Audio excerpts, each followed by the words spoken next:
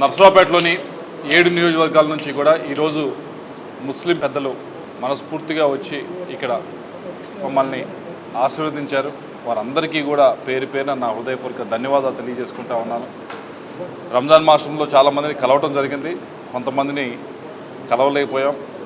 అందరూ కూడా ఈరోజు వచ్చి ఈ ప్రాంతానికి ఏదైతే మంచి జరుగుతుందో, ఎవరైతే మంచి చేస్తారో, ఎవరైతే ఈ ప్రాంతంలో ప్రాజెక్ట్స్ ఇవన్నీ కూడా ముందుకు తీసుకువెళ్తారో, అలాగే ప్రాంత ప్రజలకి ఎవరైతే అందుబాటులో ఉంటారో వారికి మేము బలం చేకూరుస్తాము అని చెప్పి ఈరోజు ముస్లిం పెద్దలందరూ కూడా రావటం జరిగింది. అలాగే వాళ్ళు దువా కూడా చేయడం జరిగింది. రెండిటికీ కూడా వారికి ధన్యవాదాలు తెలియజేసుకుంటా ఉన్నాను. మసీదుల్లో కూడా రోజు చెప్పేది కూడా ఒకటే, సన్మార్గంలో నడవమని, మంచి మార్గంలో నడవమని, ఏదైతే ఎదురువారిని ఇబ్బంది పెట్టకుండా, ఎదురువారిని మోసం చేయకుండా, ఎదురువారికి ఎటువంటి ఆటంకాలు కలిగకుండా మంచి మార్గంలో సన్మార్గంలో నడవమని రోజు వారు దువాలో అయినా చెప్పేది, రోజు వాళ్ళ మసీదులో అయినా చెప్పేది. అదే ఈరోజు కూడా నాకు చెప్పడానికి వచ్చారు, మంచి మార్గంలో నడువు, మంచిగా చెయ్యి, నీకు అవకాశం వచ్చింది అని చెప్పి. వారందరికీ కూడా ఇంత టైం స్పెండ్ చేసి, ఇంత టైము అంతా కూడా ఇంత దూరం ట్రావెల్ చేసి వచ్చి ఇక్కడికి వచ్చి మమ్మల్ని ఆశీర్వదించినందుకు ప్రత్యేకంగా ధన్యవాదాలు తెలియజేసుకుంటా ఉన్నాను.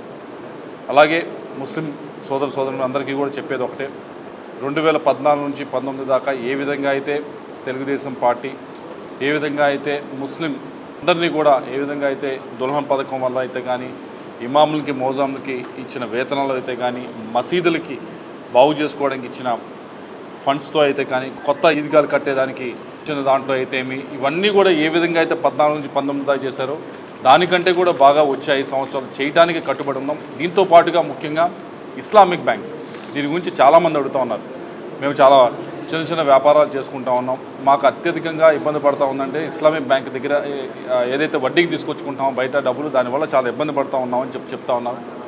దాన్ని ఎదుర్కోవడానికి ముస్లిం సోదరులు అటువంటి ఇబ్బంది పడకూడదు అని చెప్పి ఇస్లామిక్ బ్యాంక్ కూడా తెచ్చేదానికి తెలుగుదేశం పార్టీ వచ్చే 5 సంవత్సరాలు కూడా అది కాన్సన్ట్రేట్ చేయబోతూ ఉన్నారు.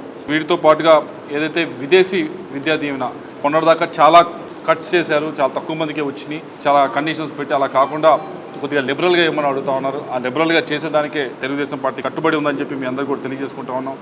అలాగే ముఖ్యంగా ఏదైతే 4% రిజర్వేషన్ ఉందో, 4% రిజర్వేషన్ అది కోర్టు పరిధిలో ఉంది.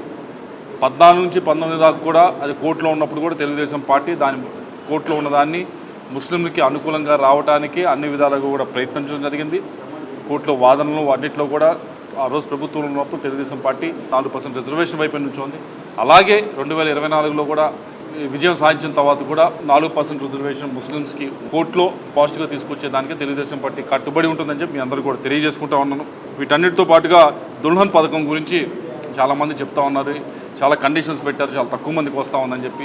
అది ₹1,00,000 దాకా ఇప్పుడు దుల్హన్ పథకం పెంచడమే కాకుండా పెట్టిన కండిషన్స్ దాదాపుగా చాలా మటుకు తగ్గించి, కొద్ది వెసులుబాటు కల్పించి ఎక్కువ మందికి వచ్చే విధంగా చేసేదానికి అన్ని ప్రయత్నాలు కూడా చేస్తామని చెప్పి తెలియజేసుకుంటా ఉన్నాం.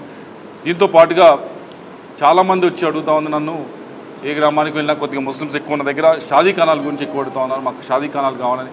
నా పరంగా ఏదైతే ఎంపీ ల్యాడ్స్ ఉంటాయో వచ్చే 5 సంవత్సరాల 50 షాదీ ఖానాలు కట్టించే బాధ్యత మేము తీసుకుంటామని చెప్పి మా మీడియా ముఖ్యంగా తెలియజేసుకుంటా ఉన్నాం.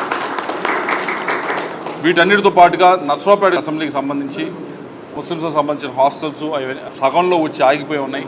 డెవలప్మెంట్ యాక్టివిటీస్ కూడా ముస్లిమ్స్కి సంబంధించినవి ఏదైతే కేంద్ర నిధులు వచ్చినాయి అన్నీ కూడా సగంలో ఆగిపోయినాయి. అవన్నీ కూడా పూర్తి చేసే బాధ్యత మాది అని చెప్పి పత్రికా ముఖంగా తెలియజేసుకుంటూ, మరొకసారి ఇక్కడికి వచ్చిన ముస్లిం పెద్దలందరికీ కూడా వచ్చి ఇక్కడ దువా చేసిన ప్రతి ఒక్కరికి కూడా మరొకసారి ప్రత్యేకంగా ధన్యవాదాలు తెలియజేసుకుంటూ సెలవు తీసుకుంటాం.